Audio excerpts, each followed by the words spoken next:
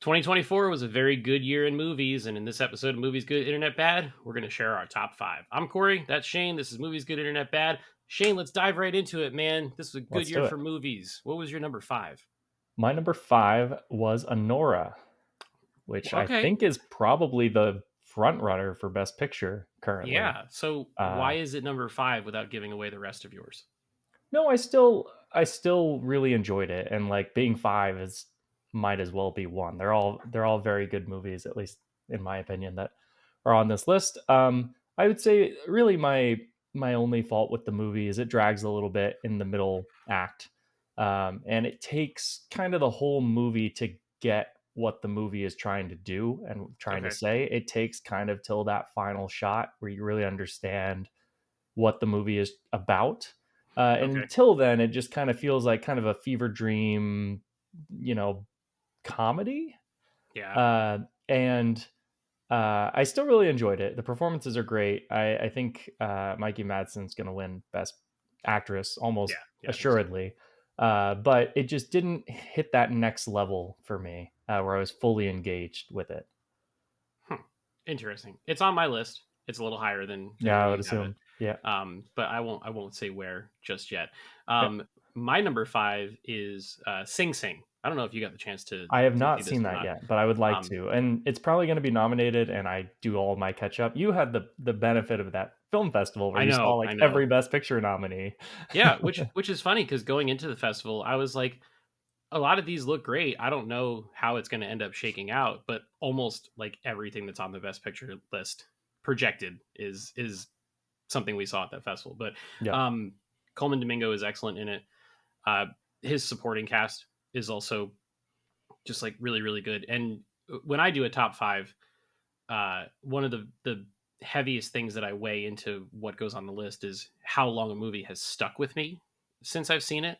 Yes. And the more I think about that movie, there's more layers to the onion that keep unraveling, and it's a really good film. And I feel like A24 didn't quite do a good enough job promoting it when it came out over the Yeah. summer to get a lot of buzz about it. But they have a very good opportunity now that we're rolling into 25 to kind of put it back in theaters for a few weeks, get the Oscar campaign going. So we'll see where it goes. But yeah, Sing Sing is my number five. What is your number four? I have The Wild Robot as my number four. Okay. I think this movie is just delightful. I think it's excellent. I think it's beautiful. It does suffer a little bit from kind of segmented plot lines, especially towards the second half of the movie. Hmm. But overall, this is one of my favorite animated films that I've seen in a very long time. The Okay. soundtrack is so good, and I think it'll be up for both original score and maybe best original song It should. for Kiss Yeah. the Sky. Yep. So, uh, really highly decorated nomination list for an animated film. I think it had what the most nominations for an animated film at the Golden Globe, something like I that. believe so. Yeah, and Uh, it's worthy of it. I think it's yeah, going to yeah, win any animated category that it finds itself in this award yeah. season. It's just It's nice to front see runner. something new. I know it's based off of a book, but an animated film that isn't sequel number seven of whatever franchise that we've got going. And I don't mean this just as a knock at Disney, because like DreamWorks does the same thing with How to Train Your Dragon, Of where they're course. doing, Yeah. three of those and a live action remake and all that stuff. It's like, no, let's do a new little thing. We can jumpstart a new franchise. And I think it was excellent. Yeah. It was a very good movie. It's not on my list, but it's on my honorable mentions. It's one of the only films this year that got a little dusty Yeah. in the room at Yeah. certain parts, which is interesting because from what I've been told, the movie hits even harder if you're a parent and if you have children of your own, Yeah. which I don't. So I I don't don't either. Yeah. understand that, but it still Yeah. got me pretty good. So Yeah. definitely a solid movie.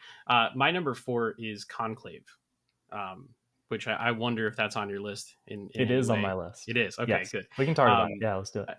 it's just an insanely sharp script, Yep. great performances, fantastic cinematography. That movie's, I think it's like an hour and 55, and it feels like a 45-minute episode of TV. Like It's, yep. when a movie is paced that well and it just flows, I think it's probably probably one of the better movies I've seen in the last couple years. To be It's honest, just the way it's put together, you know. Yeah, it's script is super sharp. The cinematography blew me away. Just Yeah, every shot was done so well and looked kind of like a painting, which makes sense given like the setting of yeah, where it yeah, takes for sure. place, right? It was almost as artistic as all of those cathedrals and everything in the Vatican.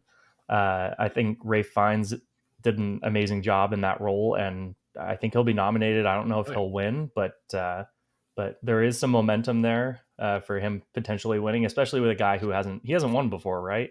I think he's been nominated a couple times, but Got hasn't it. gotten the win. So Yeah, yeah. so maybe this is like that legacy award that they get, like the Jamie Lee Curtis, where maybe it's not the best performance of the year, but Hmm. he's such a great actor, and it is a good performance that you throw him a bone eventually. And he actually has a nose in this one, unlike in Harry Potter, where he just has the little Voldemort thing. So That's true. That's good true. for him for being able to smell. What is your number three? So three was Conclave for me. So Okay, I had it one spot higher than you. So yeah. what was your number three? My number three was Anora. Okay. All right. So So you had it not higher. not So as high as I think some people might have thought I'd have it, because I came out of the theater absolutely buzzing over it when it started. But uh, there's just two other movies that I think are a little bit better. I know what they It's are, getting and they're it's getting probably the real close. same. Oh, probably, uh, but yeah, it's we're at that point where the top three, so what it's close. what did you think about Anora? Like I gave my opinion. What was your thoughts on it? Um, I love, so it's interesting because I don't want to give away another one of my movies on here, but the length of time in which a story is told over, right, is really interesting to me in movies. Mm, And Anora is only told over the course of like a week. hmm. Holy shit, what a week. Yeah, Like to go from just working your day job to where it is in the middle to where it finds itself at the end is just, it is an absolutely crazy ride. And it's hard to even suspend disbelief to think that could happen to someone over the yeah, course of that period of time. Um, like you mentioned, Mikey Madison she's terrific in the movie, but I think some of the other performances, as I've sat with the film for a little while, I keep thinking to myself, oh man, all those guys were really good too, yeah. The you know, Toros and like, guy is awesome. yeah, and the way that they all bounce off of each other, Yes. and it has kind of like that sort of uncut gems, chaotic Yeah, energy to it or whatever. it's Like, almost like a yeah, buddy cop type of thing at one hmm, point. It turns into like that type of a movie, and it was certainly not what I expected going yeah. in. You hear about Mikey Madison's performance and Best Picture nominee, and then you go in and it's like a comedy for Almost 80% of slapsticky. the movie. Yeah, Yeah, yeah, yeah, I did not expect that at all, but I was laughing a lot. My whole theater was super into it. yep. I also love the magic trick of having the guy at the beginning who seems like the big aggressive tough thug who Yes. you would hate just by looking at Yep. him, and Yep. then he ends up being the most sympathetic character in Yeah. the entire film. Like that's a Yeah, beautiful that thing when they worked can pull that off. brilliantly. So I am interested what your opinion is because Anora is getting, since it came out on digital, it's getting a lot of like hate from the internet, and we're very anti-internet hate on this channel. Did you see it as a male gaze movie, no, or did you not? I didn't either. no, No. not even a little bit. And if you don't like that movie, I mean, everyone's entitled to their opinion, but I don't think I can help you if if that one didn't do it for you. I mean, it just it's that's like, I don't want to call it indie filmmaking because Sean Baker isn't really an indie filmmaker at this Right. point because he's very high in demand or whatever. But it almost feels like about as high level as an indie film can be. You know, um, great actors, great performances, shot great. It's on film, so it looks awesome. I mean, like I couldn't ask for anything more from it. Yeah, I didn't really see it as a male gaze type of film. And I think that a lot of those critiques are people that maybe didn't fully understand what the ending of the movie is trying to say. And Yeah, if you miss could be. that, I can totally understand how it can feel like that. Hmm. Because a lot of the people said that her character has no depth. But to me, the ending explains that that's kind of the point. Yeah. She's had this shit life. She hasn't had to develop herself as a person. She can't even connect with anyone emotionally. Hmm. without going into sex. And Well, so I think and that her that job too forces her to exactly. disconnect herself from people. Yes.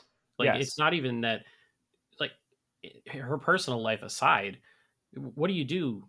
You work 8 hours a day, so it's half the time that you're awake for the day that you're at work, and she has to be cold and emotionless during all Yeah. of that. Yeah. So when she finally lets it go at the end of that movie, and it's just the waterfall and all, dude, killer. Yeah. Yeah. The ending of that movie makes the entire movie Yep, for sure. yep. It puts a very very definitive punctuation mark at the end of it, Yeah. and my crowd went nuts when it ended. It Yeah. just applause for 2.5 minutes after it was over. So, Nice. um, all right. So, what's your number two? My number two is Dune Part Two. Okay, tell me more. And I think this is going to be interesting because I think we have the same top two, but they're flipped. That's my guess. Okay, But Dune Two is excellent. I think it is just like a masterclass from Denis Villeneuve, and like about as good as you can adapt a sci-fi story. It's beautiful. The score is incredible. The performances are incredible. Timothy yeah. Chalamet. Everyone's giving him, all this hype for the Bob Dylan movie. I'm like, he was pretty awesome in Dune. Dune is right there, he man. was he was very good in that movie, and I Yeah, didn't know that he could really go there as yeah. an actor and be sort of like this force, whereas normally he plays more subdued characters, Hmm. especially Little Women and Call Me by Your Name. He's much more of a timid type of personality, and then Sure. in this Yeah. he has to be this aggressor, and never really see that out of him. So I loved it. I've seen it countless times. It is amazing to watch at home with a good home theater. Oh man. I would assume that this is probably your number one. But what did you think of Dune Part Two? So the interesting thing about Dune for me is that when you look at everyone who's in it, and you look at the year that they've had. So Mm-hmm. Chalamet did that. He did the Bob Dylan thing, which he's getting Oscar talk for. Florence Pugh is in it. She was also in that We Live in Time movie Yep. that was really good, and she got a ton of praise heaped on her for that. Austin Butler is in this, and he's really good in it, and he had a great turn in The Bike Riders over the Mm-hmm. summer.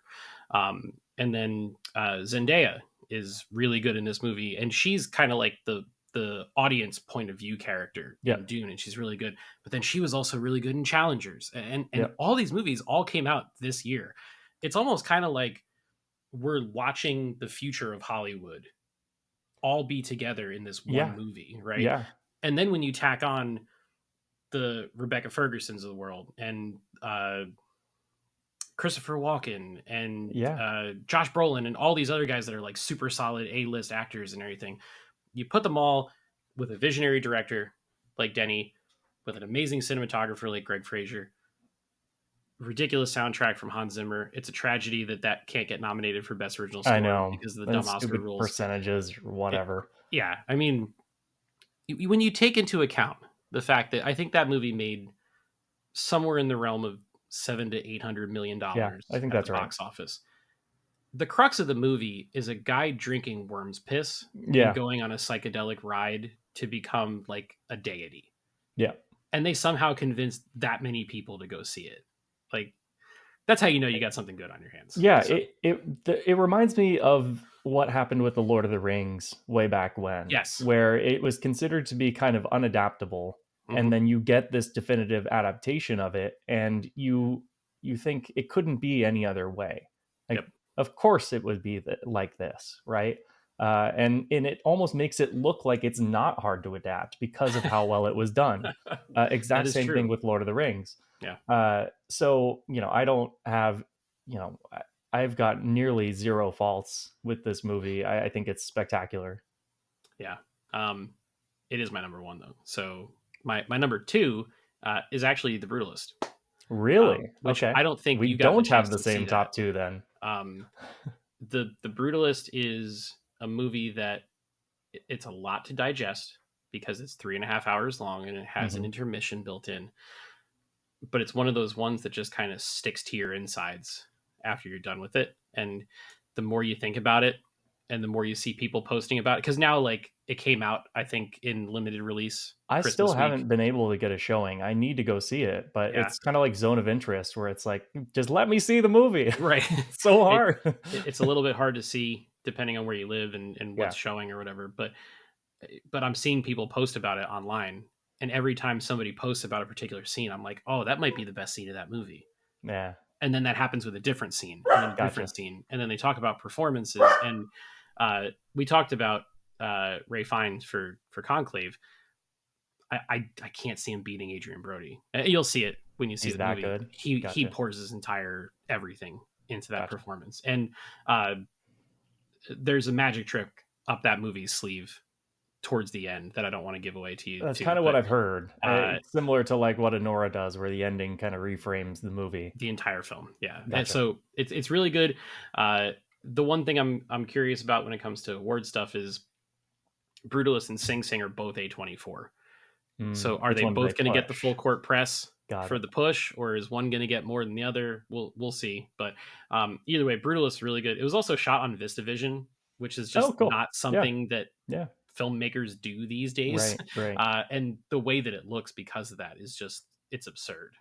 Yeah. I'm And hyped to go see it eventually, but I just and haven't been able to find a it only showing. cost $10 million to I make, know. Yeah. which is like, and everybody's talking about how grand and epic and massive it feels. It's a small movie budget Hmm. wise, right? They just know where to put that money and make sure every dollar ends up on screen. So I love all that. So Brutal is my number two. Dune was my number one, which is your two. So what is your number one? So this movie, every year there Is it seems to be a Deadpool? movie. It's Deadpool, isn't it? It's Moana 2. It's Madam Web, Craven the Hunter. um, every year there seems to be a movie that, similar to how you're describing The Brutalist, I see it and I think it was great, and then you ask me 6 months later, and I have not stopped thinking about the movie. Last year for me, that was Past Lives. Hmm. It was one where I saw it and I really enjoyed it, and I wouldn't have put it number one right after I saw it. But as the year went on, and I kept thinking about that movie, and I kept peeling the layers of the movie down, it became my favorite movie of 2023. For me this year, that was Challengers, Yeah. where I Okay. saw it with you, We did. and We held I hands. It was great. remember after my first viewing of that movie, I thought it was very good but slightly overhyped, given all the praise that I had heard about Hmm. it. Like everyone calling it this, masterpiece, and I thought it was very good, but it didn't quite hit that level for me. I have seen it 4 times since, and it's my number one movie of the year. I think the more I think about that movie, you don't see a movie like that anymore. No. Like it's just such a unique thing, and the script is super tight. And the more I listen to podcasts and stuff about it, the more genius that shines through on that movie. Uh, but I think it was also such a great collaboration because a lot of the stuff that Luca added to the script uh, was beneficial to the movie, and it's this perfect synergy. Because ironically, the screenwriter Justin Kuritzkes, I think is how you Hmm. say his name, is Celine Song's husband Right. from Yeah. Past Yeah. Lives. So it's funny that that family has a stranglehold over my top movies two They years in a also need row. therapy. That. Yeah. Yes. But he was saying that the things that Luca added to the movie were more of the desire between the two male leads. Oh, interesting. Whereas originally in the script, it was all kind of pointed at Tashi, Hmm. Zendaya's character.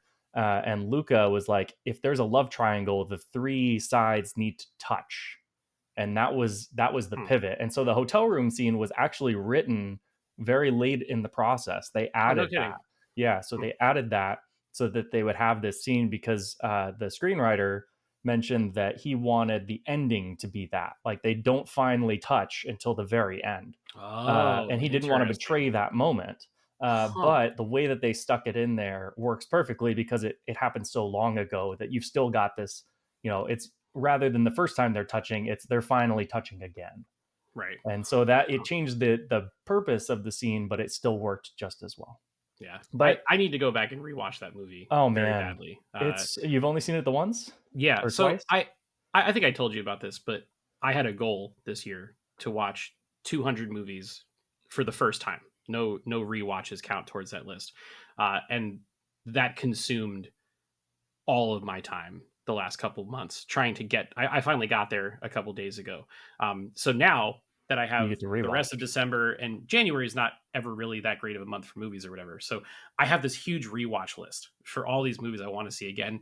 And Challengers is at like the tippy top of that.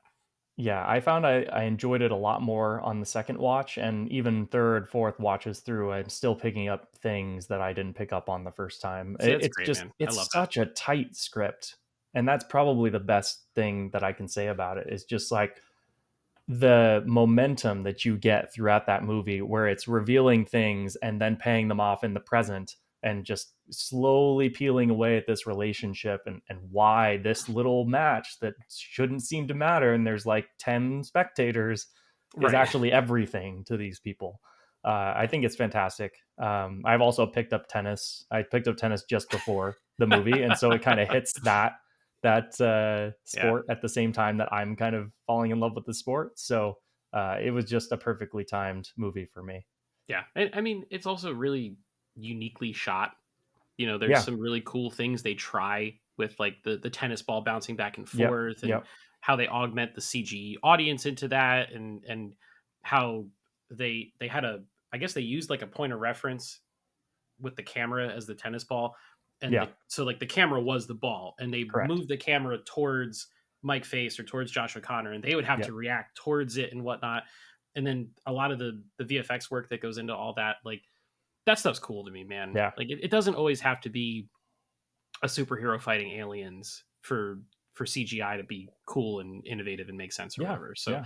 I mean, and then the like score too. I could go the on and score is on. so good. Resner and Ross absolutely crush it You in know when that they movie. do that, So good. like the Spotify Wrapped. I do it on Apple Music, but the same type of thing. Yeah, yeah, yeah. The Challenger soundtrack was like really high on my list. That's funny. That was me last year with the Oppenheimer score. Oh yeah, yeah. When I did I my think that Apple was mine Music for too. Yeah. 23, literally my number one album was the soundtrack to Why Oppenheimer. wouldn't it be? That Well, song was so good. yeah. So, cool. Well, do you have any honorable mentions that didn't make your list? I've got a few. So first one would be Civil War from Alex Garland. Yep. Really enjoyed that one. Loved how he approached war and made it very gruesome and loud. Like the gunshots in that movie are super loud and Scary. mixed terrifyingly. Yep. And then of course Kaylee Spaney is awesome in everything that she's in. She was in Alien Romulus as well. She was great in Yep. that. Happy to see her in more things. Hopefully she gets more things on the horizon. Next one I've got is Furiosa, Yep. which Yep. Yep. uh, it didn't really hit as well as the first one for me. Mad Max, meaning, I mean, I know it's not the first one, but the Fury Road, Yep. but still really enjoyable.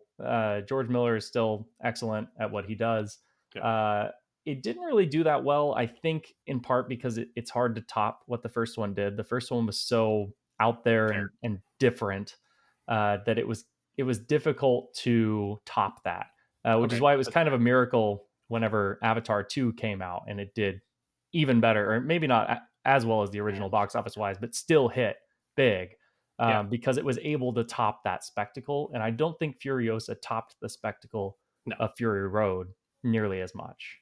it's still a very good movie, and Yes. it has a terrific performance from Chris Hemsworth, who like Yes. you could feel the Marvel shackles coming off of him when he's There's giving it, that it happens so much, and now they're gonna just bring them all back bring into them all back. Avengers 17, and none of them are dead. And Yeah. then Oh my well. last one was Inside Out 2, which Okay. I had not much expectation because Pixar sequels had not been great in the past, or sequel Fair. prequels, whatever you want to do. But this one really hit for me. I thought it was Yeah. really great, and it kind of grew up with the audience, right? If you were younger when you saw the original, Hmm. the story kind of grew up with you. It's kind of like what the Harry Potter movies did Yeah. Yeah. Yeah. way back when, where they kind of grew up as the audience got older. Yeah. It's a good one. I seeing the wild robot turned me off a little bit to Inside Out 2, because I I was like, feel the same way. Inside Out 2 is great, and then I saw Wild Robot Yes. and I was like, well, maybe it wasn't that great. Yeah. Like this another one just that little bit better. But Yeah, I felt the um, same way where I really, really loved Inside Out too. I think I actually put it on my top 5 when we did the mid mid Oh, 2024 right, right, best right. Yeah, our favorite movies. But then like once I saw The Wild Robot, it fell out because it's like, yeah. yeah, that's a much better animated Eh, film. Credit where credit's due. Highest grossing animated film of all time now, right? Yeah. I Yep. think so. Yeah, I I mean, think that's right. will Disney learn the right lessons there? We all know the answer. Unlikely. So what did you give? You gave three honorable Yeah. mentions. Yeah. Oh God, this is impossible. You saw Uh, 200 movies, so you've got a bunch. I know. Well, I think only 75 or 80 of those came out this year. Yeah. So going through my list, Hitman, Glenn I liked Powell, it, man. Did like uh, it, man. Yeah. awesome script and Also kind of funny because, very like, the funny. stories Yeah. about well, I was gonna say the stories about a like, an attractive hitman, and then we Oh had, yeah. Now like, look what that happened. happen in real life, and I was like, "I wish more people saw this movie because it's, like, life imitating art." Yeah, that notes sequence at the end of the Yeah, movie very good. is Very so good damn scene. good. Yep. Their chemistry is Yep. phenomenal. So that one was on there. You already said Furiosa. You already said Civil War. Clearly, Rebel Moon Part Two, The Scar Giver, is on that list. Long Legs was really good. Okay. I didn't see that From one. Osgood Perkins. Nick Cage is Crazy Man in that movie. Very good. And Osgood has another movie coming out already in February of next year. That's an adaptation of a Stephen King story, so that should be pretty fun. Um, God, going through here, there's a lot. Snack Just Shack scrolling your is letterboxed yeah. right now? Yeah. Snack Shack was really good, which I think that festival premiered in 23, but it came out Okay. for the normies in 24. Gabriel LaBelle is the star of that, who is Steven Spielberg in the Fablemans Yeah. movie. Yep. Um, he's really good. He's also in Saturday Night, is that right? He is, yeah, Is which that was on your also list? I uh, didn't see that one yet. I saw it. It's quite good. Not like a best picture or anything, but Got it. fun movie. Very chaotic. If you're into chaotic films, that would be a good one. And then let's see something I saw recently. Juror Number Two, which was Ah, I directed haven't seen that one by yet. Clint Nicholas Eastwood. Holt having a Yeah. moment right now. So Nicholas Holt is promoting Nosferatu, Juror Number Two, And The Order, Superman. and Superman. He's Yeah. promoting four movies right now. What a year! Yeah. But yeah, that's a great film. It feels like one of those they don't make these type movies anymore Hmm. type things. It's just like a courtroom drama with a boatload of tension, and it's fantastic. And it very well may be the last film that Clint Eastwood ever directs because he's 94 years old now Yeah. and might be giving it up after this one. So they dropped it in like 20 theaters nationwide or something because Yeah, Warner that's a shame. Brothers Yeah. is awful. But it is on HBO Max now. So if you have Got it. the subscription there, you Oh, can yeah. check I'll it definitely out. watch it then. Yeah. Yeah. Cool. Well, I think let's go through our top five one more time to wrap things up. So what was yours from five down to one? So I had 5 Anora, 4 The Wild Robot, 3 Conclave, 2 Dune Part 2, 1 Challengers. Okay. And I had Sing Sing at five, Conclave at four, Anora at three, Brutalist at two, and Dune at number one. So Yeah, you good have an list, good year. advantage because you've seen The Brutalist. I feel like that's Yeah. probably going to make mine. Yeah, I'm I curious kick because you kick live in something off. Austin. There's got to be somewhere that's playing that right Yeah, now. I'll have to look. The last time I looked, they did not have a showing, but maybe they've added it recently. Yeah, and you might be able to see it in 70 millimeter too, because they're Hmm. doing the film screenings in certain parts I of the don't know country. if we have a 70 millimeter theater anymore. We used to have the Ritz downtown, Yeah, but that closed. So I don't know if South Lamar has 70 millimeter screenings. I know they have 35 though, Yeah, they do have because 35, but I don't know Nosferatu about is playing in 70. 35 there. Yep. So, but yeah, we could talk about film and special engagements till the cows come home. But let's wrap this video up.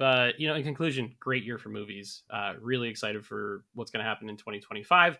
Seems like it's a little more blockbuster heavy than this year with some of the more indie stuff, but there are always good surprises around the bend. So if you like this video, go ahead and click the like button. If you haven't subscribed to the channel already, please do that as well. Drop us a comment and let us know what your top five of the year is. We'll make sure to answer all those that come through. And we will have plenty of videos coming into the new year. So stay tuned for all of those and so much more. And we will see you guys in the next video.